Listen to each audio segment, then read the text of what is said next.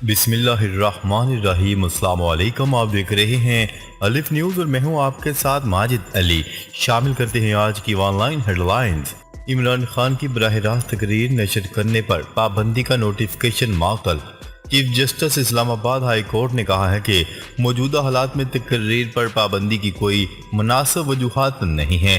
عمران خان کے براہ راست تقریر پر نشر کرنے پر پابندی کے خلاف درخواست پر سماعت ہوئی، جس میں پیمرا کے نوٹیفکیشن کو 5 دسمبر تک معطل کر دیا گیا۔ اسلام آباد ہائی کورٹ نے پیمرا اور اٹارنی جنرل کو نوٹسز جاری کرتے ہوئے جواب طلب کر لیا۔ چیف جسٹس کا کہنا تھا کہ بادی النظر میں پیمرا عمران خان کی تقریر پر پابندی لگا کر اختیارات سے تجاوز کر رہا ہے۔ موجودہ حالات میں تقریر پر پابندی کی کوئی مناسب وجوہات نہیں ہیں۔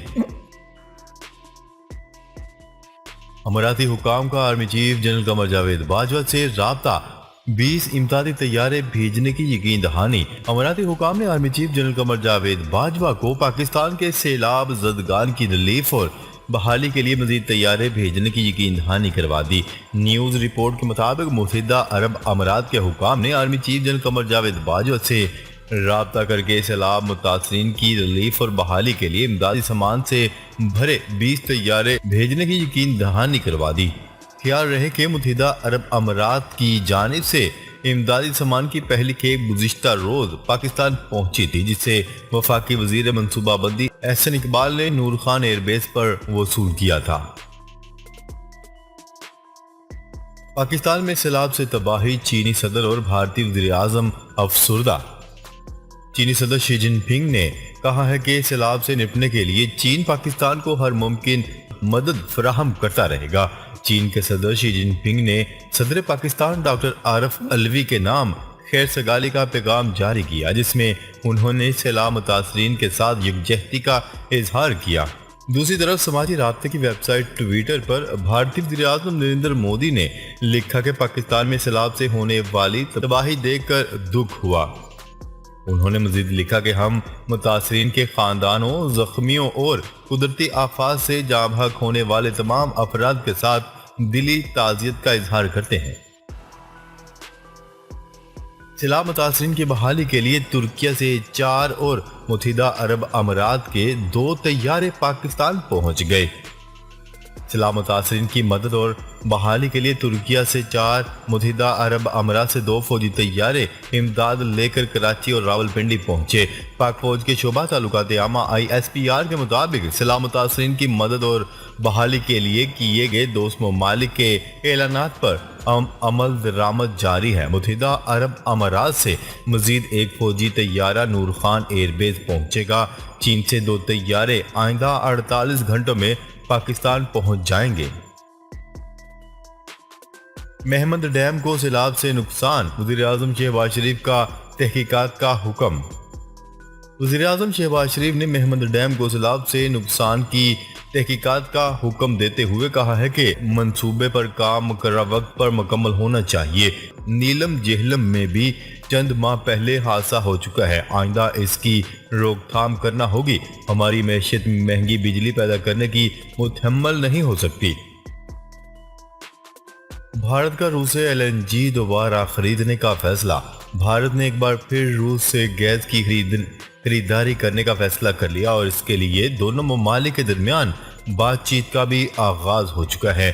غیر ملکی خبرسا ادارے کی رپورٹ کے مطابق بھارت اس وقت روس کے ساتھ گیس کی سپلائی دوبارہ شروع کرنے کے لیے بات چیت کر رہا ہے، تاکہ بھارت اور روس کے درمیان طویل مدتی درآمدی معاہدے کے تحت گیس کی سپلائی دوبارہ شروع کی جا سکے۔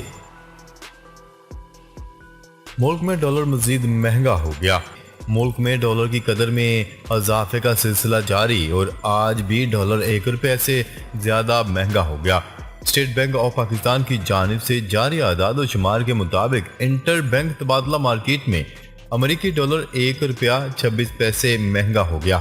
انٹر بینک میں کاروبار اختتام پر 1 امریکی ڈالر کا بھاؤ 221.92 روپے رہا۔ اوپن مارکیٹ میں ڈالر 50 پیسے مہنگا ہو کر 230 روپے 50 پیسے کا ہو گیا۔ فیول لیکیج کے باعث چاند کے لیے آرٹیمس 1 مشن کی روانگی کچھ دن کے لیے ملتوی۔ یہ مشن پاکستانی وقت کے مطابق شام 5:30 بجے روانہ ہونا تھا، مگر ایک انجن سے ایندھن لیک ہونے کے باعث لانچنگ کو چند روز کے لیے منسوخ کر دیا گیا۔ ابھی لانچ کی نئی تاریخ کا اعلان تو نہیں ہوا، مگر 2 ستمبر سے قبل ممکن نہیں۔ اس مشن کے لیے space launch system SLS mega rocket استعمال کیا جا رہا ہے، جو کہ ناسا کا اب تک کا طاقتور ترین راکٹ ہے، جس کے ساتھ اورین اسپیس کرافٹ بھی موجود ہے۔ چین کا پاکستان کو سیلاب سے متعلق مزید امداد اور تعمیر نو میں مدد دینے کا اعلان۔ چین کا کہنا ہے کہ عالمی موسمیاتی رد عمل میں پاکستان سے تعاون جاری رکھیں گے۔ امید ہے کہ پاکستانی اس آفت پر قابو پا لیں گے۔ چینی وزارت خارجہ کے ترجمان نے ایک بیان میں کہا ہے کہ چین پاکستان کو سیلاب سے متعلق امداد اور تعمیر نو میں مزید مدد دے گا۔ پاکستان میں تباہ کن سیلاب کی معلومات دل ہلا دینے والی ہیں۔ دریا سندھ میں پانی کی سطح بلند ہو رہی ہے، جس کے بعد دریا سے منسلک اضلاع کو الرٹ کر دیا گیا۔ ترجمان PDM کے مطابق دریا سندھ میں تونسا، چشمہ گڈو اور سکھر کے مقام پر پانی کی سطح بلند ہے۔ دریا سندھ سے منسلک تمام اضلاع کو ہائی الرٹ رہنے کی ہدایت جاری کر دی گئی ہے۔ ترجمان کا کہنا ہے کہ کسی بھی ہنگامی صورتحال سے نمٹنے کے لیے مکمل تیار ہیں۔ ہنگامی صورتحال میں PDM کی ہیلپ لائن 1129 پر کال کریں۔ ادھر خیبر پختونخوا میں بھی دریائے کابل میں ورسک کے مقام پر درمیانے جبکہ نوشہرہ پر اونچلے درجے کا سیلاب ہے۔ جہانگیر ترین کا سیلاب متاثرین کے لیے KP حکومت کو 1 کروڑ روپے دینے کا اعلان۔ نیوز رپورٹ کے مطابق تحریک انصاف کے منحرف رہنما جہانگیر ترین نے وزیر اعلیٰ خیبر پختونخوا محمود خان کو ٹیلی فون کیا اور انہیں سیلاب متاثرین کی مدد اور بحالی کے لیے 1 کروڑ روپے امداد فراہم کرنے کی یقین دہانی کروائی۔ جہانگیر ترین کے ترجمان کے مطابق جہانگیر ترین نے کہا ہے کہ انشاءاللہ پاکستانی قوم اس مشکل سے بھی کامیابی سے نبرد آزما ہوگی۔ وزیراعظم نے متحدہ عرب امارات کا دورہ ملتوی کر دیا۔ نیوز رپورٹ کے مطابق وزیراعظم شہباز شریف کو 2 ستمبر کو متحدہ عرب امارات کے سرکاری دورے پر روانہ ہونا تھا، تاہم انہوں نے اپنا دورہ منسوخ کر دیا۔ ذرائع کا کہنا ہے کہ وزیراعظم نے ملک میں تباہ کن سیلاب کی وجہ سے دورہ منسوخ کیا۔ سعودی عرب سمیت 8 ملکوں کی مشترکہ فوجی جنگی مشقیں اختتام پذیر۔ سعودی عرب سمیت 8 ملکوں کی مشترکہ فوجی مشقیں اختتام پذیر ہو گئی۔ سعودی خبرساز ادارے کی رپورٹ کے مطابق مصر میں ہونے والی مشترکہ فوجی مشقیں مقررہ وقت پر اختتام پذیر ہو گئی ہیں۔ ان مشقوں میں سعودی عرب، امارات، یونان اور قبرص شامل تھے، جبکہ اردن، امریکہ، کانگو اور بحرین نے بطور مبصر، جبکہ عالمی ریڈ کراس کے متعدد ماہرین نے بھی شرکت کی۔ مصر کے محمد نجیب ملٹری بیس پر ہونے والی مشترکہ فوجی مشقوں میں شامل یونٹس نے باہمی طور پر حملے اور دفاع کی مشق کی۔ IMF کا اجلاس آج، پاکستان کے لیے قرض کی منظوری کا امکان۔ 7ویں اور 8ویں جائزے کے بعد اسٹاف لیور معاہدے منظوری کی صورت میں پاکستان کو فوری طور پر 1 ارب 17 کروڑ ڈالر کا قرضہ جاری ہونے سے رکا ہوا پروگرام بحال ہو جائے گا۔ یاد رہے پاکستان نے پروگرام کی مدت میں 1 سال کی توسیع اور قرض کی رقم میں 1 ارب ڈالر اضافے کی درخواست کر رکھی ہے۔ بلوچستان میں سیلاب کے باعث تعلیمی ادارے مزید 5 دن کے لیے بند۔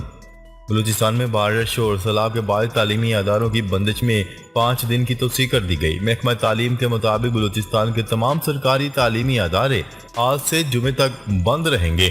محکمہ تعلیم نے تمام سرکاری اسکولوں اور کالجز کو 3 ستمبر کو کھولنے کا اعلان کیا ہے۔ اس سے قبل تعلیمی ادارے 29 اگست سے کھلنے تھے۔ توشہ خانہ کیس، عمران خان نے جواب جمع کروانے کے لیے ایک بار پھر مہلت مانگ لی۔